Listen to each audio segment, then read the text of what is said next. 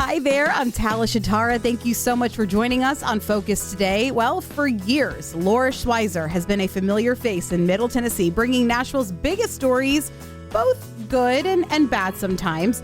But she is a familiar face in living rooms and TVs across the country. And I'm very excited to have her sitting down with us today because she has made a huge transition, did a full 185. Full 180, excuse me. Full 185. What even is a 185? A little bit further past. A little bit further past. I'm going to start using that. She did a full 185, actually, and is now joining the team over at Change the Stars, her fiance's nonprofit, becoming the executive director. They don't star her small there, guys. No. She is already living large with Change the Stars. I'm very excited to talk about that transition and so much more and allow you guys to get to know her on such a more personal level with us here today on Focus. So, Laura, thank you so much for joining us. Thank you so much for having me. That was a chaotic intro. I loved it, though. I'm here for the roller coaster. We realized that this was our first time meeting in person. You and I have had the same job for a very long time. For people that are unfamiliar, tell us about what it's like working in lifestyle news. Yeah, lifestyle TV is so much more, it's a wild, different experience than news, hard news. Your focus is to bring light, love, energy, smiles to people's faces in their living rooms, at their businesses, when they're, working from home and it's in the background. It's all about telling the community's story in a positive way. And it's truly been the most amazing experience because I feel like it fit my personality a little bit more. Like I was able to come into myself versus telling hard news where I would have to try and be serious. Yeah. I mean, before going on TV, I'd say, okay, serious face, Laura, serious face. Yeah. And you didn't have to do that anymore. Now it's like, okay, game face, fun face, smiles, happy, which are words that we don't hear in the news often. Yeah. I don't know about you, but I felt it was the most insane privilege of a lifetime to be able to do what I love and not be sad all the time because news can be so sad. Yeah. But lifestyle shows give people the opportunity to see that there are still so much good going on in our community. Mm-hmm. We just didn't have time for it in the regular broadcast. Yes. So we have to create a separate program, which is totally fine. How did the team take it over at Local on 2? They were sad. Yeah. They were really sad. Because we created a family. We're all sad. Yeah. I'm sad too. Being able to create the show from scratch and then see it grow into what it became and what it still is, has been an honor. And I don't even have the words for it because it's so beautiful. The team was totally crushed. I think every single one of us cried, especially on my last day. But the news, when I told the team, when I tell a lot of people, is complete shock. What? You walked away from this? And it's more so not walking away. It's running towards something new. Yeah. And it was a challenge. It's something I thought about for months and months on end, praying, crying, asking, is this really what I want to do? Dive into something completely different. And it's always just been deep down there. And when you have that thought deep down, you're like, okay, this is coming from somewhere and I need to follow it. Have you ever heard of when you go to the store and there's this rule that if you don't buy that one item, but if you think about it for days on end, that it was meant to be that you need to go back and get that item? Mm-hmm. I feel like you had one of those moments in life. Yeah. Totally. On the grander scale, the groceries, TV, just a little small thing. Yeah. And you have to go for it. And I think, I just saw this video that talked about if you don't try something new, you'll never know what's out there. Yeah. But the scariest part is staying exactly where you are, just out of comfort. I decided to jump out of the comfort and try something new and bigger, so much bigger than myself. Life happens outside of Laura Schweizer's comfort zone, just so everybody knows. I have to know, obviously, being with Local on 2, you guys had some of the best seats in the house when it came to entertainment and lifestyle and community and nonprofit and culture just here in Middle Tennessee. Are there any stories that stick out to you? Any favorite memories of just like, I can't believe I got to do this? Yeah, I had a red carpet on my vision board. And every time I would go to an opening or CMA awards, I mean, I wouldn't be able to go to sleep that night every time that I did it because it was a dream that was actualized. I mean, I had to pinch myself. So those stories, getting to know celebrities on a deeper level and sharing their, deepest thoughts and passions. But honestly, it was the nonprofits that really had a hold on my heart. One of them, Thistle Farms, her name was is Ty, and she is in charge of the warehouse. And as we know, Thistle Farms supports women who were previously trafficked or, addicted to drugs or homeless. And Ty, her story fell into a few of those categories. I remember beforehand, we had done a lot of communication with the Thistle Farms before I went in there, just so that I would tell the story correctly.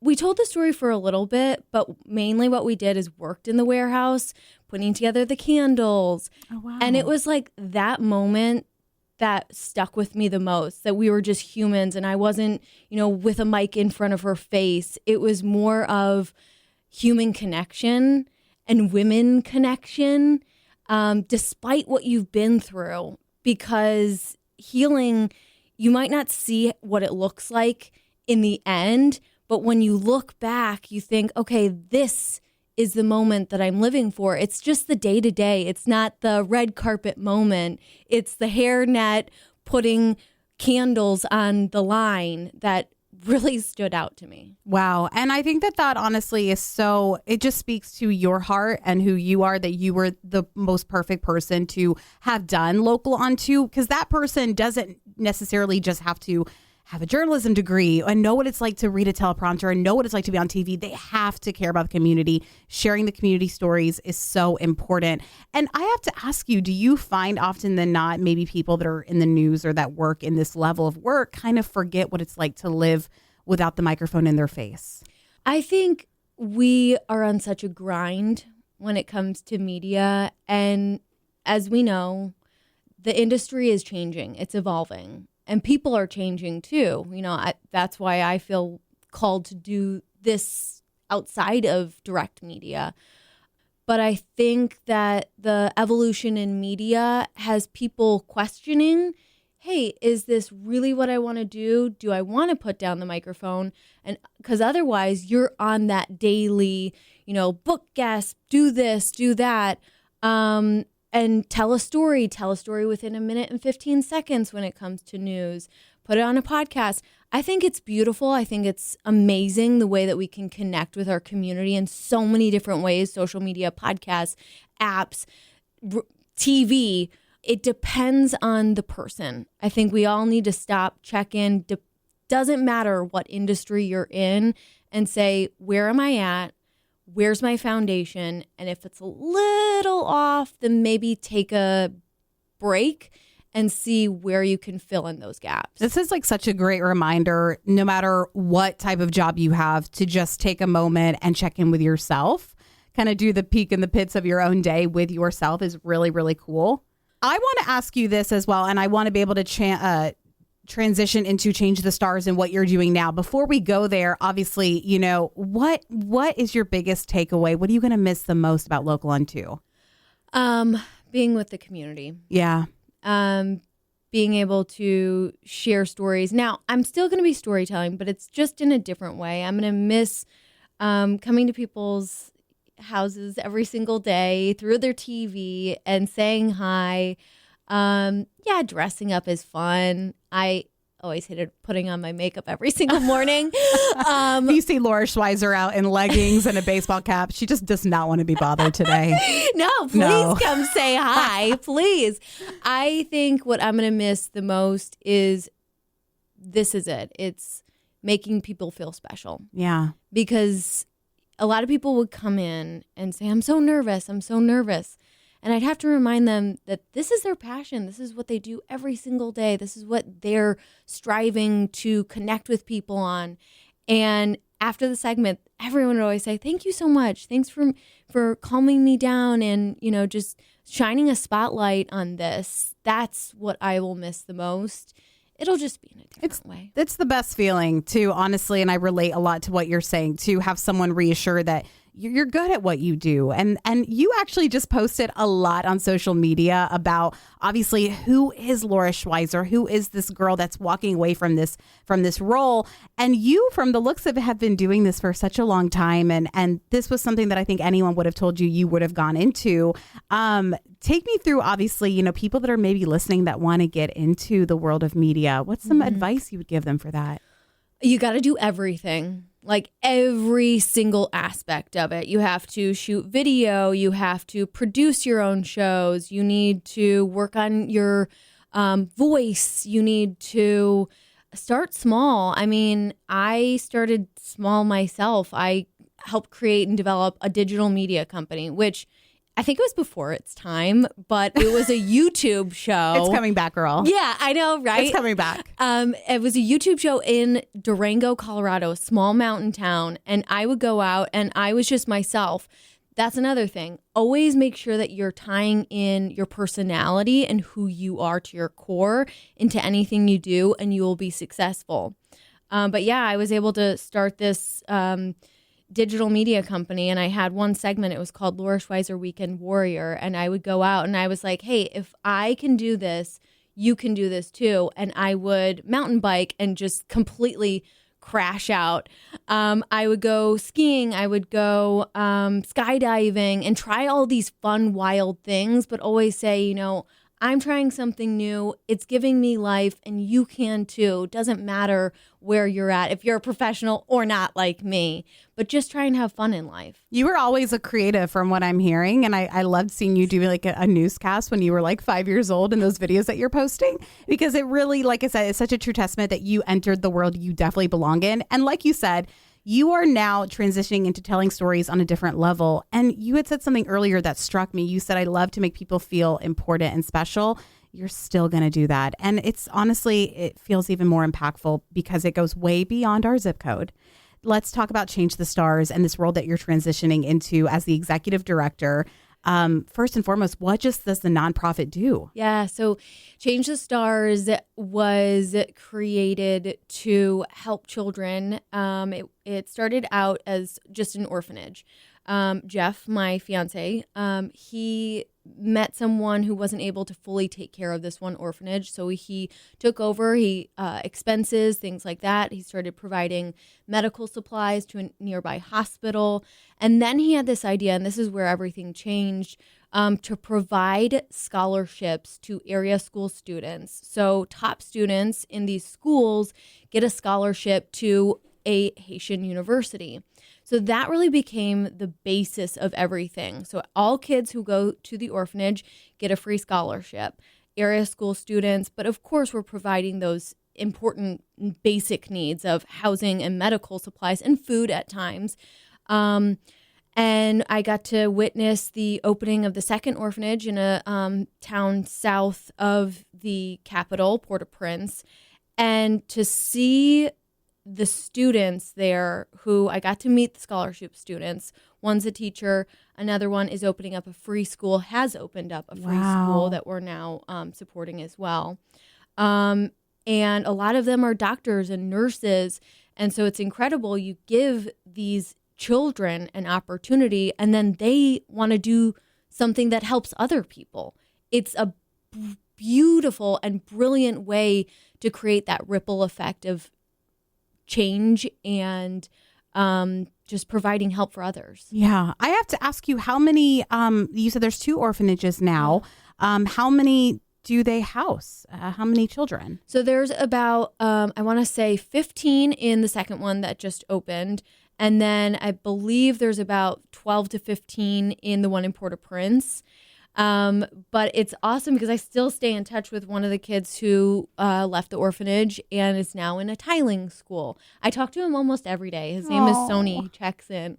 And it's so awesome just to have that daily interaction with someone who's down there and they still have hope. It's amazing. Absolutely. It really puts a lot of things into perspective, and it really just shows your heart that you are making this a part of your everyday routine. You know, you're swapping the mascara, like you said, for just checking in with calls from people halfway across the country or the world. So really, really special. I want to ask you this, because you said that you guys want to address those immediate needs first: housing, medical. Yes. What are those other needs? Like, how big is this operation? What all does it entail to really catapult a child's life into such success? You know, it's the breakdown in numbers is pretty eye-opening. So the school, for instance, that we are funding, it's, I want to say $700 a year for rent for an entire school. Oh my gosh. Yeah. Why can't Nashville adopt those prices? Right, exactly. So or let's say we want to help a child at the orphanage. I mean, it costs maybe $1,000 per kid to go to college for 4 years. Yeah. The funding is much different than here. I learned this quote from another nonprofit that was on Local On too, and she quoted Dave Thomas, right, from Wendy's. And he said, it's not about one person giving $1 million. It's 1 million people giving $1, because if you get the message out to 1 million people, $1 can make a huge difference. Absolutely. Yeah. And I love that you said that, because it's not a one size fits all situation. And I have to imagine that these children really tugged at your heart, and that there is a piece of you that is still in Haiti. How often do you guys go to Haiti? We try and go down there at least 2-3 times a year. I mean, it's difficult because the travel there, first of all, you can't fly directly to Haiti. You have to go to Miami, and then you have to fly into the north part of Haiti, and then you fly into via helicopter to Port-au-Prince. And then sometimes if you're going to the north and you want to go to the south, you can't go directly there, so you have to stop in the north. It's very much more than just a hop, skip, and a jump. Yeah. It's obstacles that you're facing. And there's only one airline that you can get in on. Wow. It's a huge undertaking just to get there. So I think that is props enough to just say thank you for the work that you do, you and Jeff as well. And I imagine that the team is much larger over at Change the Stars. I want to take it back to the beginning, though. Is that okay? Yes. I would love to know how you met Jeff and kind of fell into this nonprofit as well. I mean, were you guys just sitting at dinner and he's like, hi, I have an executive director position open. Would you like to come? I'd love to hear this. It would have been easier. I met Jeff because I started a themed segment on Local On 2, and it was Local On 2 Gives Back, where I highlighted these nonprofits. And I interviewed him, and I was trying to keep it together and be serious again in the interview. And we hit it off. I mean, I made sure that I told his story before I went out on the date, because that's what journalists do. 100%. She got the priorities out of the way. We don't play around here. We don't. And we shut down the sushi place. We were at Oku for 3.5 hours. Oh, sushi? Marriage. Yes, done. You took me to sushi, like we're married. 100%. Okay. So, and you guys are getting married very soon in Italy. Yeah. Would love to hear about that as well. Yeah. We are going to, I haven't really announced it Okay, yet. then don't. Okay. Don't. 100%. It's kind of a secret. No, then don't. We will take that question out. We'll circle back. I would love to also know, I mean, obviously, does this make your relationship stronger working with a spouse, or are there some tricks? Take me through it, because I bet a lot of people are like, I can't stand being at this office with my husband today. Yes. Let me hear this. Well, so kind of answering your previous question, he brought me down to Haiti, and I had never been to a third world country before. And I came back. I mean, I'm seeing thousands of people sleeping as refugees in an old school on top of each other in stairwells, no room. And I came back here, and I'm looking at how beautiful our grocery stores are, how clean our streets are, how we're all going to brunch on Saturdays and Sundays. And I couldn't even leave my apartment. I was so distraught by how our perspective versus that of someone who I just met days ago in Haiti. And that was when it was like an immediate shift of perspective for me. Hey, what am I really living for? What conversations do I really want to be having? What impact can I truly make on a bigger scale? And so when Jeff and I started talking about this, I'll take over the nonprofit, it was an eventual kind of thing. And then I kept getting these big signs. So for me, in this transition out of TV, I keep checking in with Jeff. Hey, am I going to be able to have my own identity? And he says, it's not my nonprofit. This is the kids. This is for the children. And so I think it's strengthened our relationship, absolutely. But the more that I think about the bigger, broader impact and how it's not his, yes, he founded it, but it's the children of Haiti. It's their nonprofit, and it's all for them. Then we are on the same page. It's not me. It's not him in front of each other. It's us together walking this path. I love that he had so much patience, allowing you to figure out what you wanted to do and allow you to take that moment and really evaluate yourself and your life. And I love that he was like, it's going to be okay. But he also kept that mission at the forefront, that it's for the children. Yeah. And you're so unbelievably right. I don't think that anyone necessarily can work for a nonprofit or do a really good job if they don't care the way you do, Laura. Hearing that story of how it really left such a lasting impression on you, maybe an impression you didn't really want to have, because it makes us feel uncomfortable to see those things. But to know that we as individuals can make a difference, we don't have to talk about it anymore. We can actually do something about it this time around. For someone that wants to get involved with local nonprofits in their area with missions that mean something to them, we all have a cause. We all have a cause that tugs at our heart. Pick one. There is something here that you can serve. How would you suggest people go about obviously getting plugged in? Yeah. This is my favorite topic. Yay. I always say that you get back so much when you give back. So I highly recommend people volunteer. So you can find out what is your true calling. I once heard a quote that says, what pains you the most is what you're called to the most. And I think that's the Haiti thing for me. It is. But maybe it's, kids and there's a need for diapers, or maybe it's animals, or maybe it's veterans. There are so many ways to get involved. I would say, what's one really easy way to search for different varieties and options is United Way of Greater Nashville. And they are like the over umbrella, over hands-on as well. They partnered with each other. And I mean, you can clean up. They're still looking for people to clean up after the ice storm in January. I read to kids through United Way. Or go directly to Thistle Farms, or go directly to Community Resource Center. They put together feminine hygiene packs for kids at schools, area schools, and also I want to say different partnerships that they work with. So it's just getting your hands wet, and it can take an hour of your time for a week. Well, I have some good news for you, Laura. We're in the volunteer state, and I'm pretty sure that you will not be allowed here any longer if you don't get out and do some volunteering. Yeah. I think that should be like a requirement. To live in Tennessee. Yes. You have to volunteer. I actually think there are much worse requirements, if you ask me. So yes. I think that this is a pretty good one. I'm going to write the mayor after this. But, I actually feel like you definitely hit the nail on the head, because you with Local On 2 had full access to a lot of these nonprofits. I think it takes a while for other people in the community who don't have so much access to being able to get plugged in. So that was such a really good answer. Simple ChatGPT or a Google search. There is a cause for everyone here.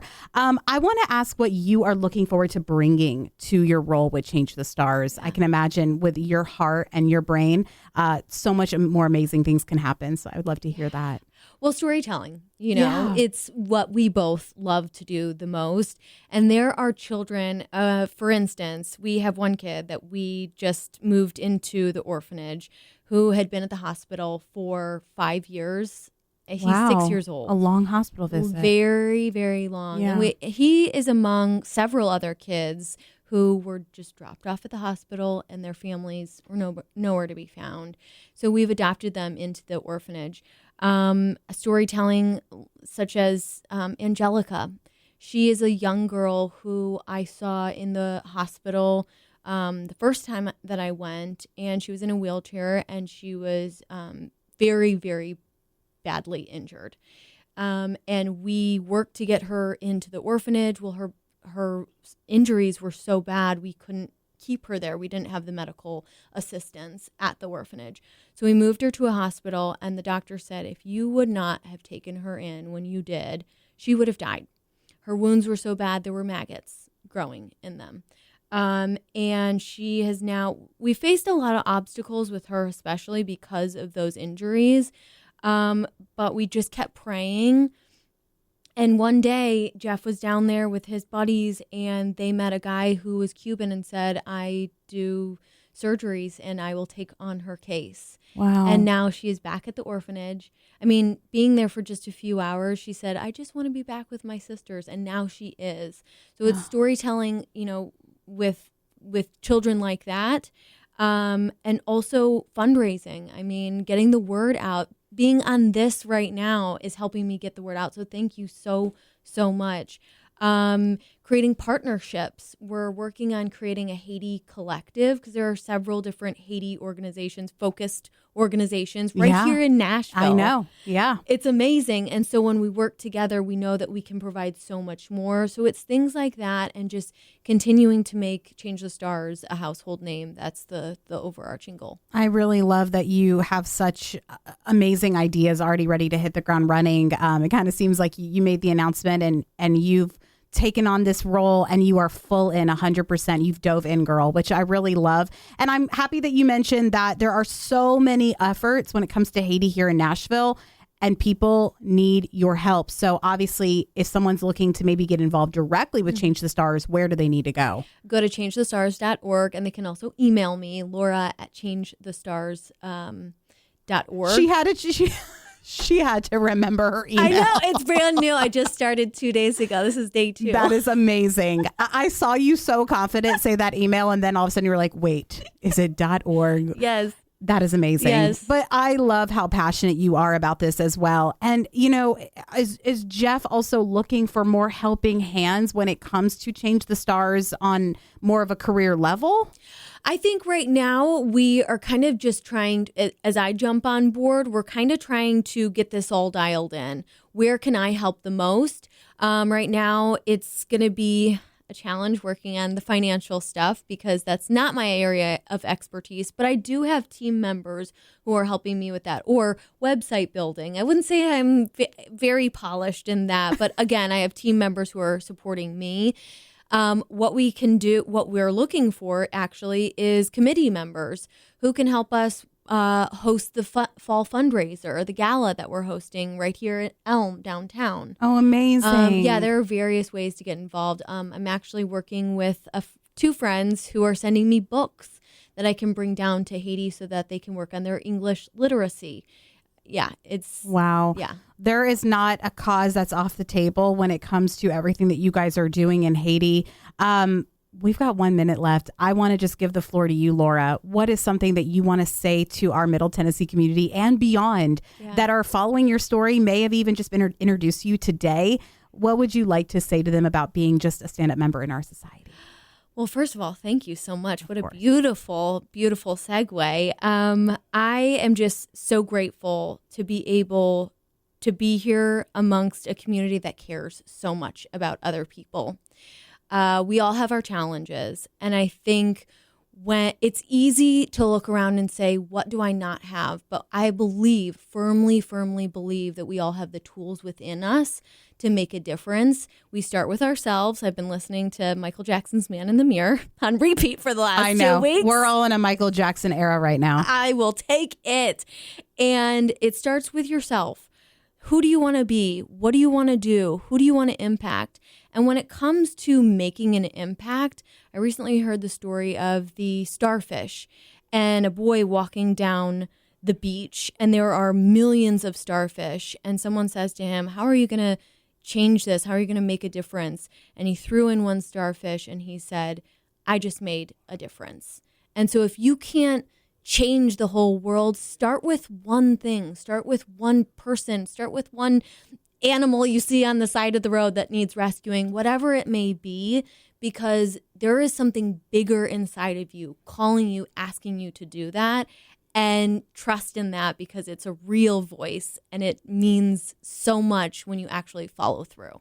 And also the best question is, what if it were me? What if it were me? How would you want someone to respond if you were on the opposite side of whatever you're seeing? So, Laura, thank you so much for that amazing, amazing reminder. We are the volunteer state. Do not let me revoke that from you. Get out and volunteer, you guys. We will have this information all about Change the Stars and Laura Schweizer's Exit from Local on 2 on our Facebook Focus page and on mix929.com. We will see you next week on Focus.